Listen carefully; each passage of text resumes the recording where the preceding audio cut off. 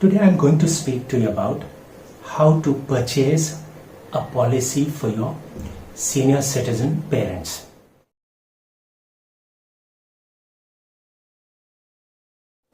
The first is you make a very honest evaluation of some of the pre-existing diseases that your parents suffer from.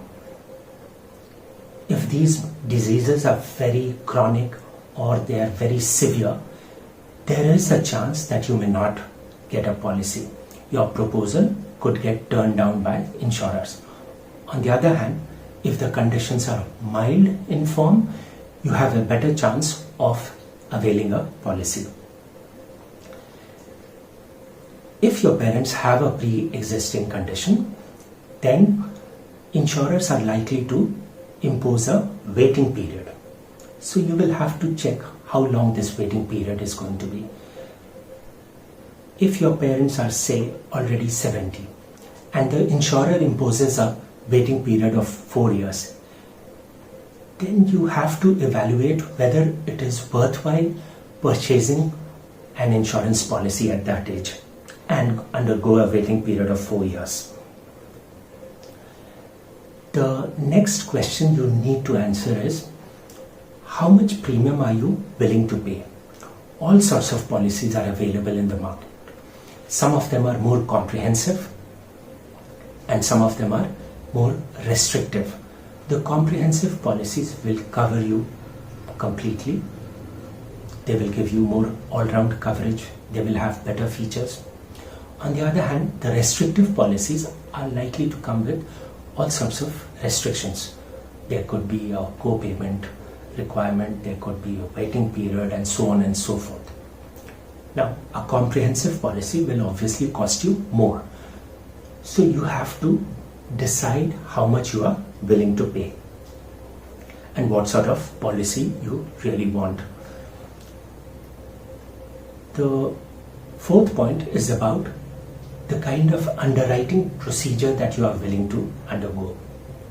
Different insurance companies follow different kinds of underwriting procedures. Some will make you undergo a medical test. Some will be okay with medical underwriting, as it is called, where they do a video chat with you and ask you a few questions.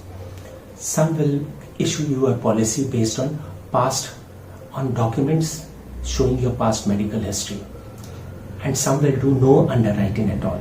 So you have to decide, especially in these times of a pandemic, especially with a pandemic raging, you have to decide what kind of medical underwriting you are willing to go, because that will also determine the universe of insurance companies that you can buy a policy from.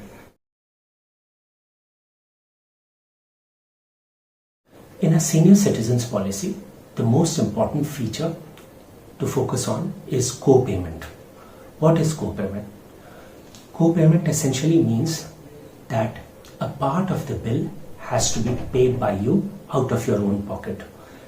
Co-payment in a policy can range from 10% to 50%. Suppose, and it works as follows. Suppose that there is a bill of 5 lakh. 10% of that bill consists of consumables.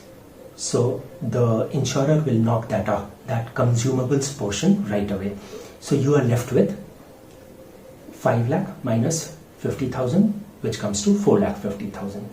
Of this, if you have agreed to a co-payment of 20%, it means that you will pay 90,000 out of your own pocket. So altogether, you will, in this claim, you will end up paying 90,000 for the co-payment, 50,000 for the consumables, which together amounts to 1,40,000, and the insurer will pay you the balance 3,60,000. Why do people agree to a co-payment? That's because when you agree to a higher co-payment, it lowers your premium. But that also means that a higher portion of the bill has to be paid by you at the time of claim. Another alternative to co-payment is something called deductible. Policies will impose either a co-payment or a deductible on you. A deductible also works similarly, and usually it is in the form of a fixed amount of rupees. So in some policies it can also be a percentage of sum insured. But suppose it is in the form of a fixed amount of rupees, then it will work as follows. Suppose the bill is 5 lakh rupees and you have agreed to a deductible of 50,000 rupees, then the first 50,000 is paid by you out of your pocket and the insurer pays the balance over and above that amount. The third important factor in purchasing a policy for a senior citizen is room rent capping. A lot of policies will have a capping of say 1%. This means that they will pay you 1% of the sum insured as room rent per night. So if a policy has a sum insured of say 5 lakh rupees, the room rent capping comes to 5,000. This means that you can only avail of a room of up to 5,000 rupees. Now you might think that I will stay in a room that costs 10,000 per night, and if I stay for say 4 nights, then I'll have to pay 5,000 into 4, which is 20,000 out of my own pocket. But it really does not work that way. Hospitals have bills, have packages for different procedures, and the package might cost say 1 lakh for a certain procedure for which the insured stays in a standard room. The same procedure could cost him 1,50,000 if he stays in a say deluxe room. So in the example that I stated, you will end up paying not just an extra 20,000 but an extra 50,000 rupees if you stay in a room that your policy does not entitle you to. That is why it is best to select a policy that does not have a room rent capping at all, and if at all it has a capping, it should be a liberal one. The third factor that you must focus on is the waiting period for pre-existing ailments. This can range from 2 years to 4 years, and as we said earlier, you have to decide whether that is worth your while. A lot of people who have a medical condition tend to presume that they are not going to get a policy. That is not very true. The reason is that because of competitive pressures, different insurers have different underwriting standards. So some will only onboard the healthiest of customers, but there will be other insurers who will be willing to onboard even people who have mild conditions. So even if one insurer turns down your application, try your luck with another. It is true that if you have pre-existing diseases, you may not get a policy that is very comprehensive in nature, but any policy that you get will be useful, especially if you contract a disease that is not an ailment that is not one of your pre-existing ones. And between choosing a comprehensive policy and a restrictive one, my advice would be that you go for a more comprehensive policy. And why am I saying that? Now suppose that a policy with zero copay costs you 60,000 rupees, and a policy with say 30% copay costs you say 40,000 rupees. Now the difference in premium is 20,000 rupees. But if the bill comes to 10 lakh, the difference in copay, zero copay meaning you pay nothing. On the other hand, if you have a 20% copay, you end up paying 2 lakhs.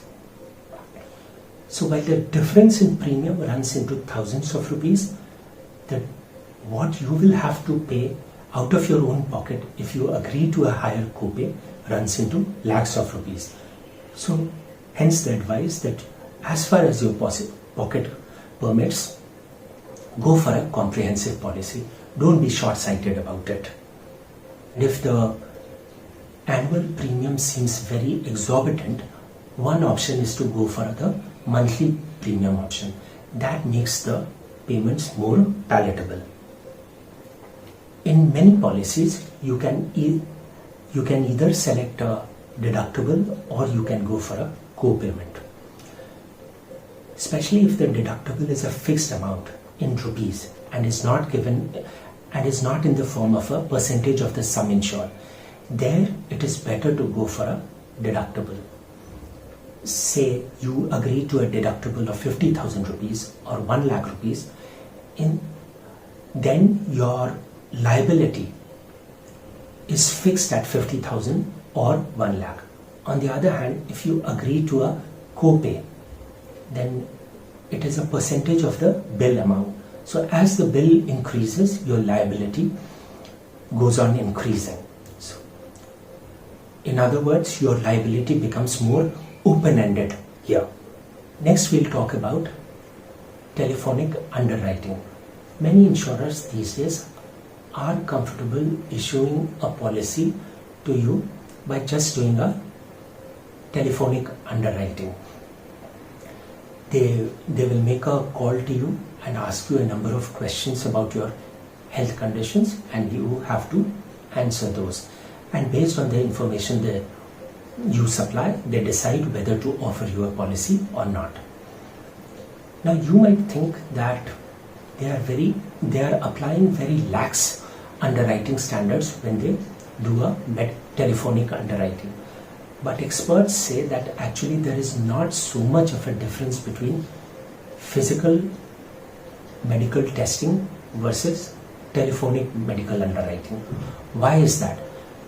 Because even when you go to a path lab, they run some standard tests and those discover only a few diseases. But for majority of the diseases, the insurer actually depends on the customer's declarations to know about them. Many of the diseases that a customer could have will not be caught by the standard tests that these insurers conduct. Key piece of advice I would offer you here is that be very honest and forthright. Any disease, major diseases you have suffered in the past, surgeries you have undergone, or any accident that you have suffered, tell them about all of them.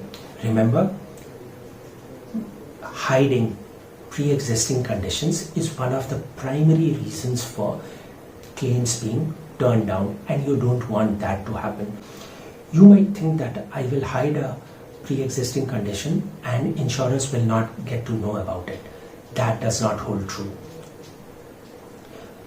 When you go to a hospital, you narrate your case history, all the past conditions that you have suffered to a doctor, and he writes them all on the prescription form, on the prescription. And insurers have access to these papers. That is how they get to know about your pre-existing conditions. If you like this video, share it and subscribe to Business Standard. For more news, views and insights, log on to www.business-standard.com.